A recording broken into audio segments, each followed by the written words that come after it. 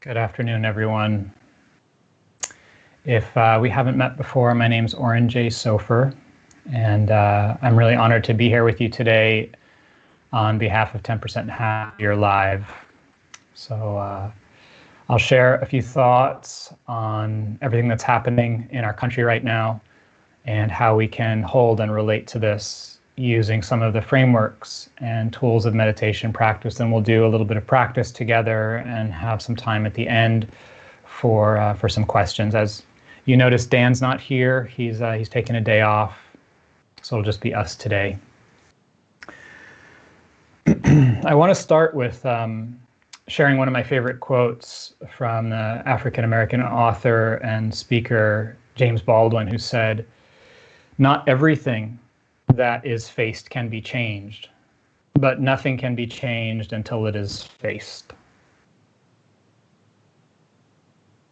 So I don't know about you, but it's been a really hard week for me. There have been a lot of waves of sadness, grief, anger, some paralysis, helplessness, overwhelm, despair, just welling up to the surface at different times. And I think it can be easy to think that our meditation practice is somehow supposed to, I don't know, like protect us from feeling intense emotions or somehow keep things even. But that's actually not the case.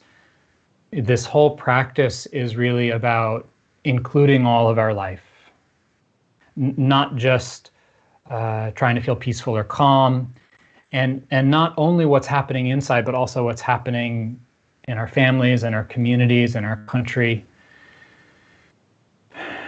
And so the perspective of this practice is to actually turn towards the sadness, the grief, the rage, the overwhelm, and to learn to include it. And there's this particular turning point that happens for each of us over time on this practice when we begin to see and understand the pain and the difficulties that we face in life, personally, relationally, socially. When we start to see and understand those as a key part of the practice, not as an obstacle, not as something gone wrong, not as something to get rid of or move beyond, but rather as the doorway to the truth. So whatever you're feeling, however you've been doing, it's okay. This whole practice is about waking up to the way things are. And the way things are in this particular world, this society, this country, is that we live in a violent society, right? That's based upon a history of oppression and superiority. And so the feelings that come up when that truth is borne out are part of coming to terms with what it is to be human. And so the invitation of this practice is to develop the resilience, the balance, and the strength inside to include all of it. And when we're able to do that, when we're able to make space for everything we're feeling, to not leave any part out, then we start to have the wisdom to respond from a place of love and clarity rather than from fear, from hatred, rather than checking out, shutting down, turning the other way. So the key in this is that sense of resilience, because it's too much, right? It's too much, the intensity of the pain and the outrage and the grief. So Sebene Selassie, a friend of mine, a fellow teacher here on the 10% Happier community, and on the app used this word last Friday in her conversation with Dan in response to one of the questions. She used this word to titrate, which means to take things a little bit at a time. And that's one of the keys in learning to be with the intensity of what's happening right now. Sometimes we don't have a choice, right? Sometimes we just get hit with the flood, and then we do the best that we can. We use the skills and the understanding that we have accumulated in our life to just keep our head above water. But when we are able to make that choice, it's important to take things a little bit at a time, so that we are developing a kind of an inner well of resilience and resource to metabolize, to be with everything that's happening. And so this is what I wanted to explore a little bit today, is just how to dip in, how to establish some sense of a ground inside, draw on some of that resilience, and then open a little bit at a time to some of what I'm imagining all of us are feeling right now.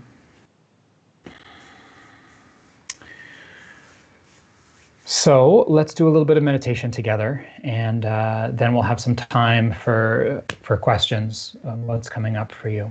So we'll sit for about 5 minutes. If you're brand new, I'll walk you through the steps, and if you're an old hat at this, it's an honor to practice together. So go ahead and sit comfortably. You might roll your shoulders or take a deep breath. Look around, whatever helps you physically and physiologically kind of start to shift gears.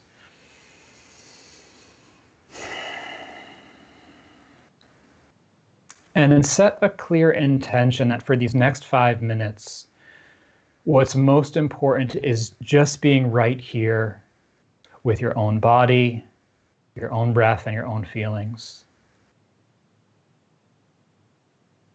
So we're taking a step back. We're putting things down temporarily in order to create a little bit of space inside and catch our breath emotionally. So you might notice the contact with the chair or your feet on the floor.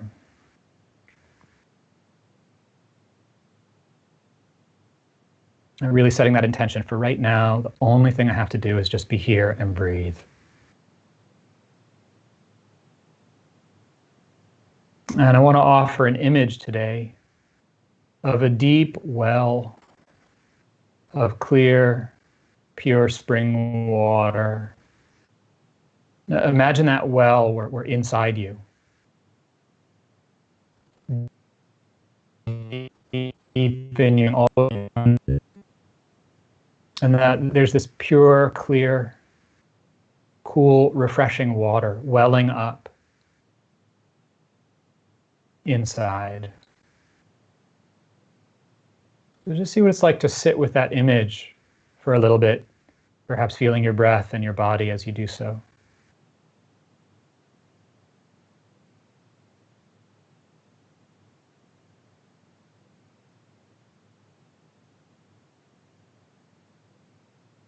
And whatever emotions may be present for you in your awareness, just acknowledging them, seeing if you can leave them to the side just for a little bit.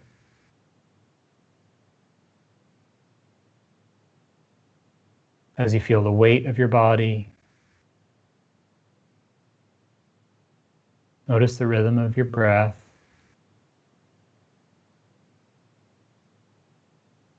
And tap into that well of cool, refreshing, clear water inside.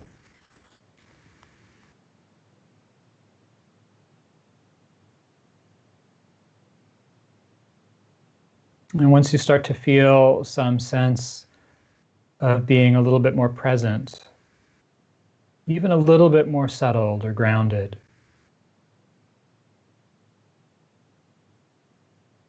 and I invite you to open your heart to however you're feeling right now, just for a few moments. Welcome. Welcome sadness. Welcome pain, grief, anger, strength, protectiveness, whatever's present.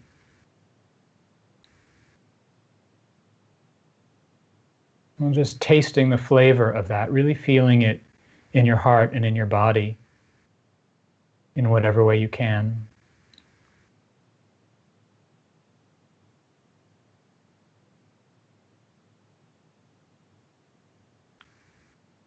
Seeing if you can stay grounded and breathe with that feeling.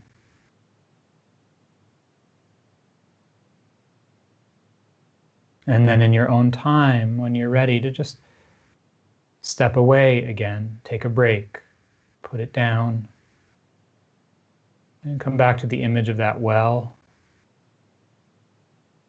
that clear, cool water, the simple rhythm of your breath.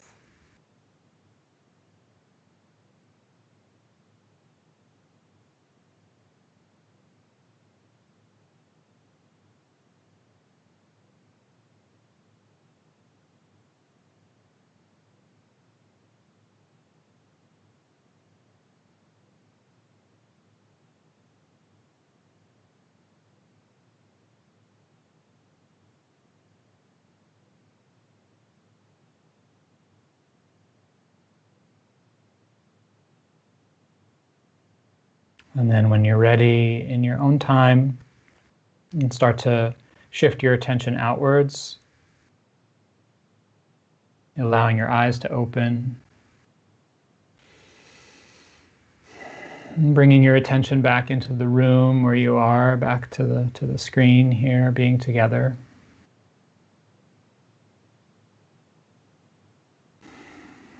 All right.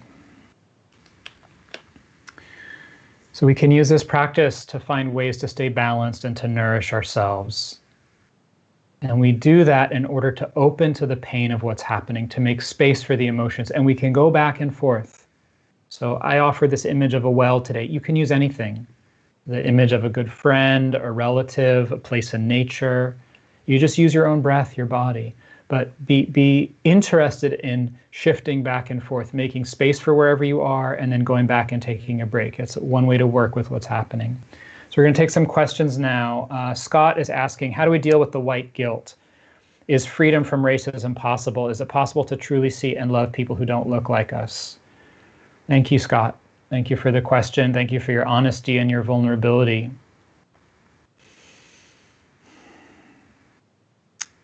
There's a few things that come to my mind, and I want to point you in the direction first of the conversation that Dan and Sebene just had on the 10% Happier podcast that just went up today. It's a wonderful conversation, and they go into more depth into this question of white guilt.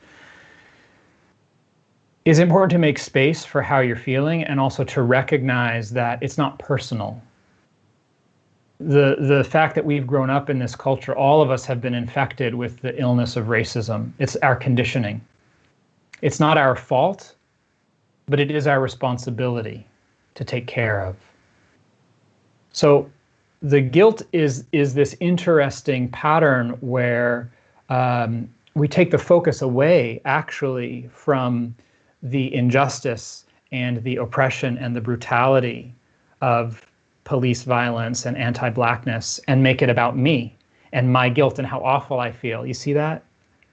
So we can make space for the guilt, but recognize it's just kind of an echo in our own mind based on taking it personally, based on taking a history that is so far beyond any one of us personally.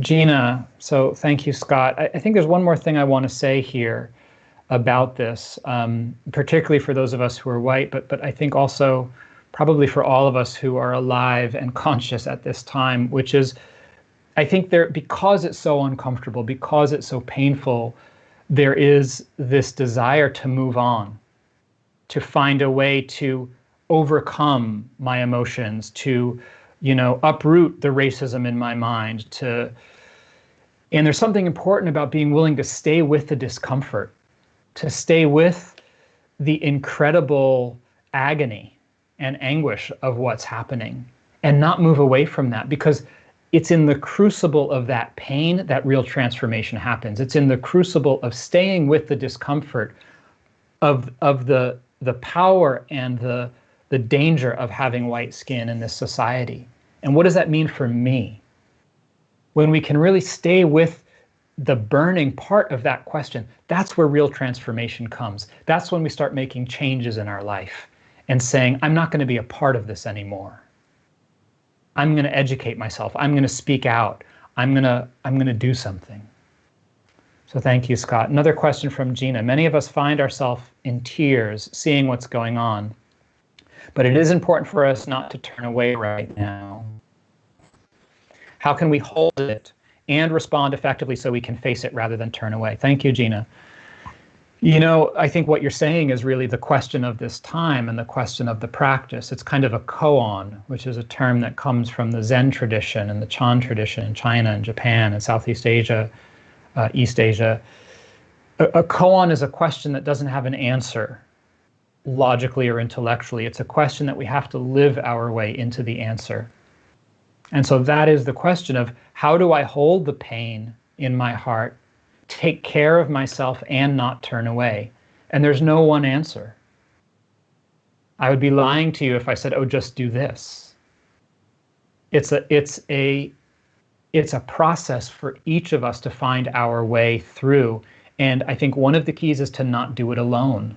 It's why I feel so grateful and honored to be able to be here with you today, so that we can be with other people, even in this virtual setting, and say, we're in this together.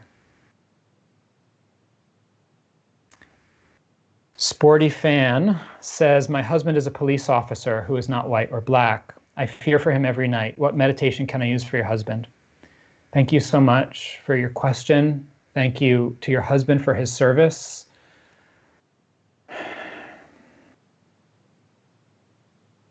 And I pray for his safety. I pray for the safety of all of those serving in the line of duty, as well as those who are pouring out into the streets to express their outrage and to demand change in the systems and institutions of our communities and society.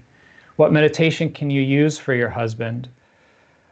Compassion meditation is a protection. It's a protection for your own heart, and hopefully in some way a protection for your husband. So picture your husband in your mind's eye.